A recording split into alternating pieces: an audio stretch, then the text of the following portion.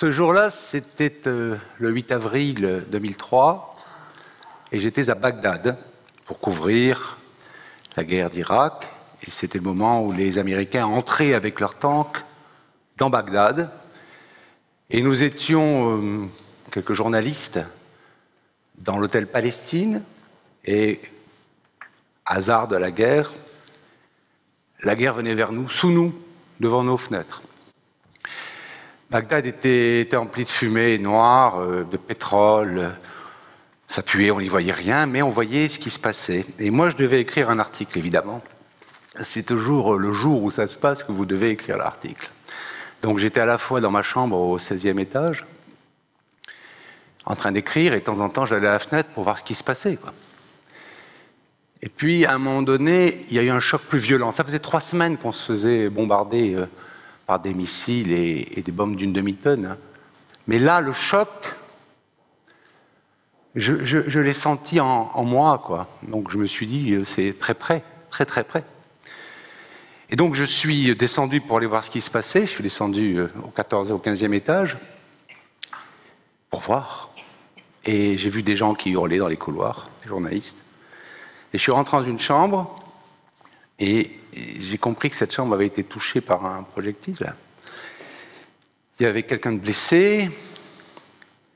Puis près de la fenêtre, il y avait un homme qui était un caméraman, il s'appelait Taras Protsiuk, qui était couché sur le ventre. Puis un temps où j'ai travaillé dans un hôpital, donc on m'a apporté secours, donc je l'ai retourné, et quand je l'ai retourné, il était ouvert du sternum au pubis, mais je n'ai rien vu, rien du tout. Je voyais une tache blanche, nacrée, brillante, et qui m'aveuglait, et je ne comprenais pas. Et puis la tache s'est dissipée, j'ai vu la blessure, qui était très grave. On l'a mis dans un drap avec les copains, on l'a descendu dans un ascenseur qui s'arrêtait à chaque étage, 15 étages. On l'a mis dans une voiture qui l'a amené à l'hôpital, il est mort sur le chemin de l'hôpital, et le caméraman espagnol José Coso, qui était lui au 14e étage et qui avait été touché aussi, parce que l'obus avait touché entre les 2 étages, est mort sur la table d'opération. Quand je suis revenu, une fois que la voiture est partie, moi j'avais un article à écrire, que je devais écrire. Et donc, je me suis présenté, je suis revenu vers le hall de l'hôtel, j'avais les bras pleins de sang, et là il y a un sbire irakien qui m'a arrêté pour me demander de lui payer les 10 jours de taxes que j'avais en retard. Alors je l'ai envoyé paître.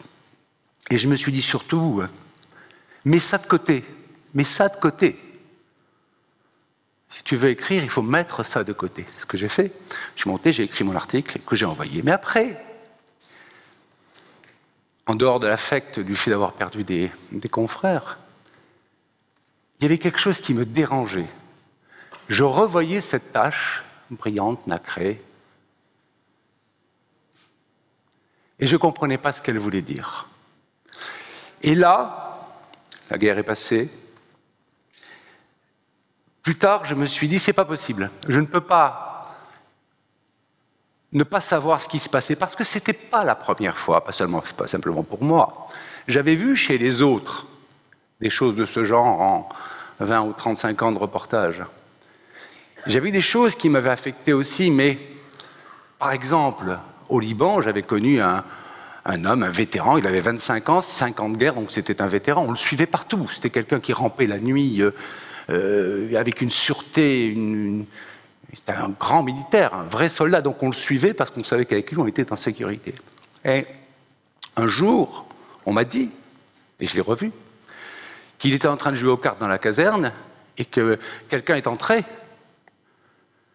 à côté, qu'il a déchargé son arme, que le coup est parti, que la déflagration, le simple coup de feu, l'a fait se projeter sous la table. Comme un enfant, il tremblait, il paniquait. Et que depuis, il n'a jamais pu se relever et combattre. Et il a terminé, je l'ai retrouvé d'ailleurs, croupier au casino de Beyrouth parce qu'il ne dormait plus. Donc c'était un travail tout à fait adapté.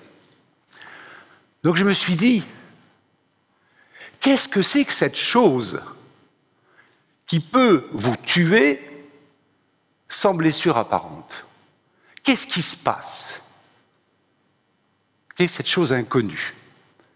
Et c'était trop fréquent pour que ce soit quelque chose qui soit du hasard. Donc je me suis mis à enquêter, c'est tout ce que je sais faire. Je me suis mis à enquêter et à fouiller les livres, les psychiatres, les musées, les bibliothèques, etc.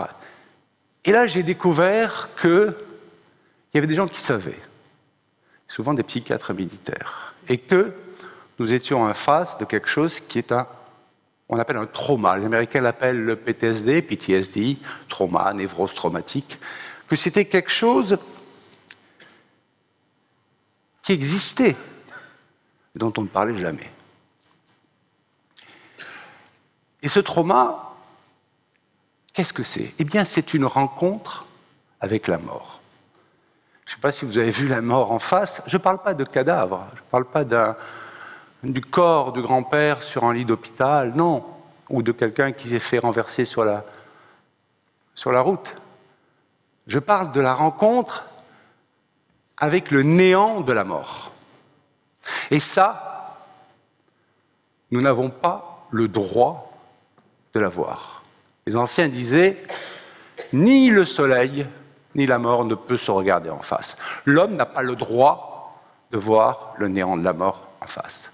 Et quand ça se passe, ça peut rester invisible pendant quelque temps, des jours, des semaines, des mois, des années parfois. Et puis tout d'un coup, ça explose, parce que c'est quelque chose qui est rentré dans le cerveau, une espèce de fenêtre, comme ça, entre une image et son cerveau, qui s'est logé à l'intérieur du cerveau, qui est resté, qui va prendre tout l'espace de notre cerveau. Et là, vous avez des gens, des hommes, des femmes, qui tout d'un coup ne dorment plus, font des crises d'angoisse et de panique épouvantables, de panique, pas des petites frayeurs, qui tout d'un coup ne veulent plus dormir, parce que quand ils dorment, ils ont chaque nuit le même cauchemar, chaque nuit la même image. Qu'est-ce que c'est l'image? Eh bien l'image, c'est par exemple pour un combattant qui rentre dans un immeuble et qui se retrouve face à un autre combattant qui le vise, il voit le canon, l'œil du canon. Et ce canon tout d'un coup devient énorme, se déforme, devient cotonneux, avale tout. Et là, il dit, après il dira, j'ai vu la mort, je me suis vu mort, je suis mort. Et à partir de ce moment-là, il sait qu'il est mort. Ce n'est pas une perception, il est convaincu qu'il est mort. Et ce canon, à ce moment-là, quelqu'un arrive, l'autre s'en va, ne tire pas, peu importe, il est mort à ce moment-là. Ça peut être aussi une odeur de charnier, j'en ai vu beaucoup au Rwanda. Ça peut être la voix d'un ami qui appelle, qui est en train de se faire trucider, pour lequel on ne peut rien faire. On entend cette voix. Et donc toutes les nuits, pendant des semaines, des mois, l'homme va se réveiller, en transe, paniqué, terrorisé, comme un enfant. J'ai vu des hommes pleurer, comme un enfant, en voyant la même image. Donc dans son cerveau, cette image de l'horreur, celle du néant de la mort, qui est ce qu'on appelle un analogon, c'est-à-dire une image qui cache quelque chose, va tout occuper. Et il ne peut plus rien faire. Plus rien du tout. Il ne peut plus travailler. Il ne peut plus aimer. Il va chez lui, il ne reconnaît plus personne. Il ne se reconnaît pas. Il se cache. Il reste chez lui, il s'enferme. J'en connais qui mettaient des petites boîtes de conserve dehors avec des pièces de monnaie au cas où quelqu'un passerait, arriverait. Et tout d'un coup, il a envie de mourir, il a envie de tuer, il a envie de se cacher, il a envie de fuir, il a envie qu'on l'aime, il déteste les hommes. Et quelque chose l'envahit du matin au soir et il souffre, le calvaire. Et les autres ne comprennent pas. Les autres lui disent « mais tu n'as rien, tu vas bien, tu n'as pas de blessure, tu es allé à la guerre, tu reviens, tu n'as rien ». Et ces personnes-là souffrent le martyre et certains se suicident. Après tout, se suicider, c'est mettre son agenda à jour, puisque je suis déjà mort si je me suicide. Bon, en plus, il n'y a plus de douleur. Certains se suicident, d'autres terminent sous les ponts, se mettent à boire. Vous avez tous, dans vos mémoires, L'histoire de ce grand-père, de cet oncle, de ce voisin qui buvait, qui ne disait rien, qui était acariâtre, qui battait sa femme et qui a fini soit par sombrer dans la boisson, soit par mourir. Et il n'en parle pas pourquoi? On n'en parle pas pourquoi? Parce que c'est tabou. On ne peut pas dire, l'homme n'a pas les mots pour dire le néant de la mort. Mais les autres ne peuvent pas l'entendre. Moi, quand je rentrais de reportage la première fois, on m'a dit « Ah, il rentre de reportage, il vient de dîner, une belle nappe blanche, des chandelles, des invités. Tiens, raconte !» J'ai raconté. Au bout de 20 minutes, tout le monde me regardait de travers, la maîtresse de maison avait le nez dans le cendrier, enfin c'était une horreur, et j'ai compris qu'il avait foutu la soirée en l'air. Donc maintenant, je ne raconte plus. Mais on n'est pas prêt à écouter ça. On dit « Ah, arrête !» Est-ce que c'est quelques cas? Non, c'est extrêmement fréquent. Un tiers des soldats morts en Irak, pardon pour lapsus, un tiers des soldats irakiens, des Américains en Irak, souffrent des PTSD. En 1939, il y avait encore, dans les hôpitaux anglais, 200 000 soldats, dans les hôpitaux psychiatriques anglais, 200 000 soldats de la Première Guerre mondiale. Au Vietnam, il y a eu 54 000 morts américains. En 1987, le gouvernement américain a recensé 102 000, 2 fois plus, 102 000 suicides réussis de vétérans. 2 fois plus de morts au combat qu'au Vietnam. Donc vous comprenez que c'est quelque chose qui couvre tout, pas seulement les guerres modernes, les guerres anciennes, on les retrouve dans les textes anciens. C'est raconté, c'est dit, pourquoi est-ce qu'on n'en parle pas? Pourquoi est-ce qu'on n'en parlait pas? Parce que le problème, c'est que si cet homme ne parle pas, il va à la catastrophe. Or, la seule façon de soigner, parce que la bonne nouvelle dans cette chose-là, c'est que ça se soigne. Le cri de Munch, Goya, etc. Oui, ça se soigne. La seule façon de soigner ce trauma, cette rencontre avec la mort qui vous sidère, qui vous glace, qui vous tue, c'est d'arriver à en parler. Quelqu'un a dit, les anciens disaient, nous ne tenons entre nous, les hommes, que par le langage. S'il n'y a pas de langage, on n'est plus rien. Nous ne sommes humains que grâce à cela. Et face à cette image de l'horreur qui n'a pas de mots, parce que ce n'est qu'une image du néant, qui nous obsède, la seule façon de nous en sortir, c'est de mettre des mots de l'humain. Parce que ces gens se sentent exclus de l'humanité. On ne veut plus les voir et eux ne veulent plus voir personne. Ils se sentent sales, souillés, honteux. Quelqu'un disait, moi, vous savez, docteur, je ne vais plus dans le métro parce que j'ai peur que les gens voient toute l'horreur que j'ai en moi, dans mes yeux. Un autre disait, il avait une maladie de peau épouvantable, il a passé 6 mois en dermato, on se le passait d'un service à l'autre, et puis un jour, on a dit alors qu'il aille voir le psychiatre. Et il a dit au psychiatre à la 2e séance, il avait une maladie de peau épouvantable, d'ici jusqu'aux pieds. On lui a dit, mais pourquoi est-ce que vous êtes dans cet état-là? Et l'homme lui a dit, mais parce que je suis mort, donc je me décompose. Donc vous voyez que c'est quelque chose qui touche le plus profond des hommes. Pour se soigner, il faut en parler. Il faut remettre des mots sur l'horreur, les mots de l'humain, arriver à apprivoiser, à en reparler. Il faut regarder la mort en face.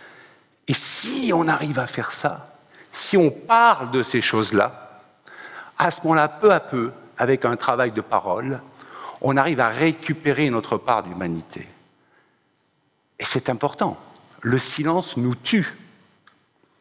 Ça veut dire quoi? Ça veut dire que si après... évidemment, on a perdu notre insoutenable légèreté de l'être. On a perdu notre sentiment d'éternité qui fait que vous êtes là. Si vous êtes là, c'est bien que vous avez le sentiment d'être persuadé d'être éternel. Vous ne l'êtes pas. Sinon, vous ne serez pas là. Vous direz, à quoi bon? Et eux ont perdu ce sentiment d'éternité. Ils ont perdu la légèreté. Mais ils ont retrouvé autre chose.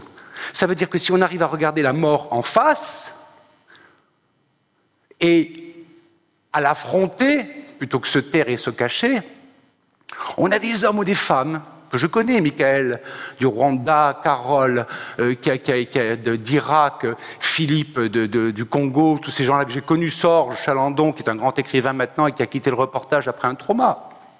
J'ai 4 ou 5 amis qui sont suicidés, qui eux n'ont pas survécu après des traumas. Eh bien, si on arrive à affronter la mort en face, si nous, les humains mortels, les mortels humains, nous savons que nous sommes humains, mortels, mortels et humains, si nous arrivons à l'affronter et à remettre sur elle cette chose qui est la terre la plus inconnue des terres inconnues, puisque personne ne l'a vue. Si nous arrivons à mettre des choses sur elle, oui, nous pouvons mourir, survivre et revivre, mais plus fort qu'avant, beaucoup plus fort. Merci.